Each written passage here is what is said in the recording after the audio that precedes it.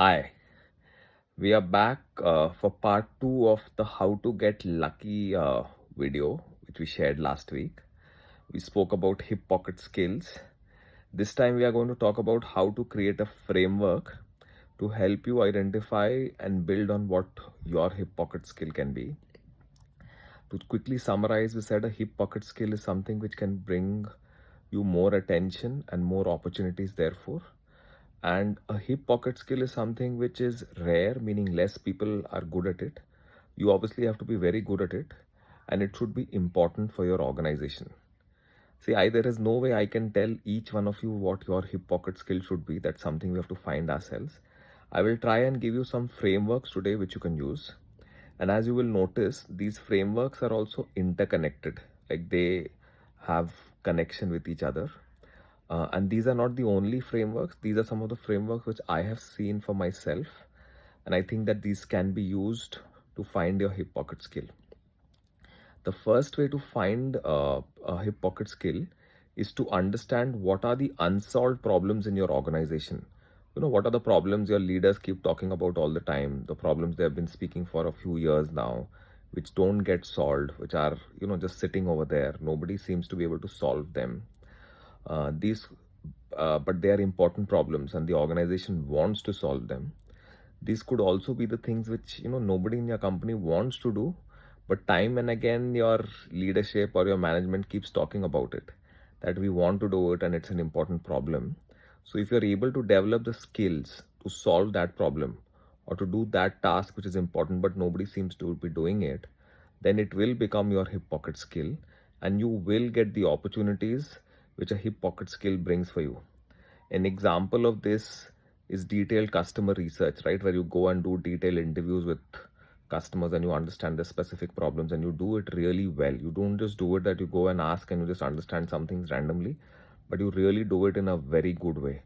And a lot of people don't want to do it, and most organizations struggle with this. Every company knows that customer centricity is important, but very few companies do great work of finding customer problems by doing great ethnographic work and doing a lot of very good consumer research.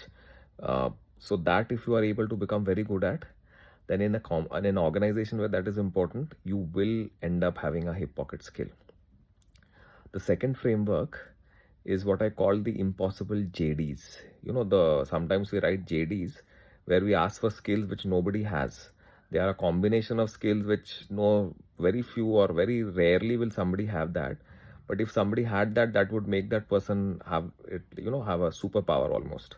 Imagine if somebody is very good at understanding the legal framework and is also very good at understanding design, then they would have a great power to help the company, say from an IP point of view, right? Because all founders are or all leaders, all CEOs are very, very particular about their intellectual property.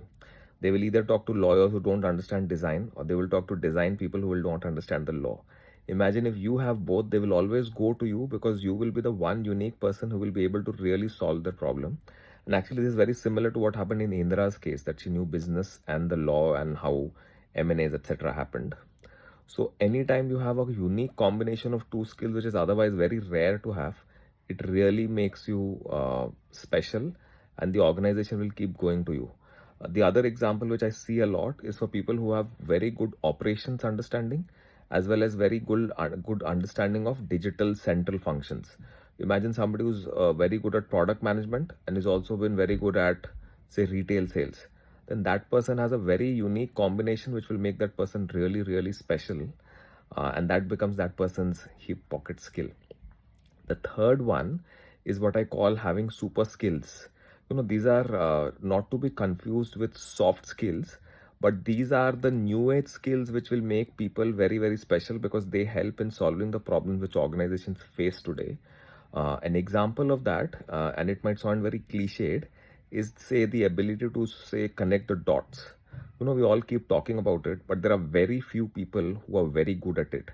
Everybody is very good at presenting data, everybody is very good at analyzing data, but very, very, very few people are very good at synthesizing data. That you understand all the various data points and you're able to understand what is the underlying story. That is what is called synthesis. That is what is called connecting the dots. Very few people are able to do that very well.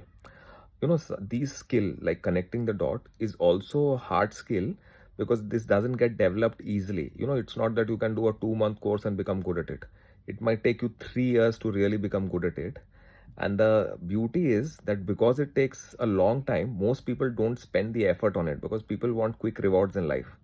And that makes it even more likely that if you were to work on it and make it your hip pocket skill, you will really benefit from it, because very few other people would have developed that skill, and you will therefore be unique. Another such skill is, say, analogical thinking, right? In analogical thinking, you are able to solve complex problems by drawing on similarities from other examples.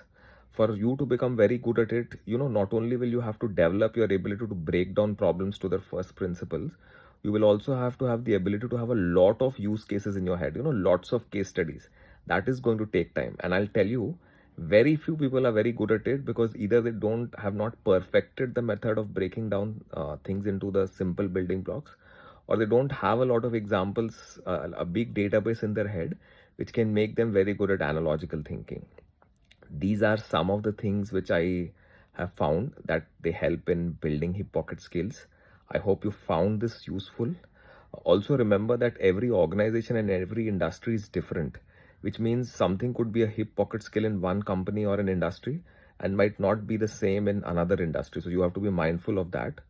If there's a consumer brand, then building the research part or the connecting the dots might be very useful, but it might be not be so useful in another kind of organization or industry. This is part one of how to become lucky. There's a second way in which you can become lucky, and I'll cover that in the next part. Thank you so much.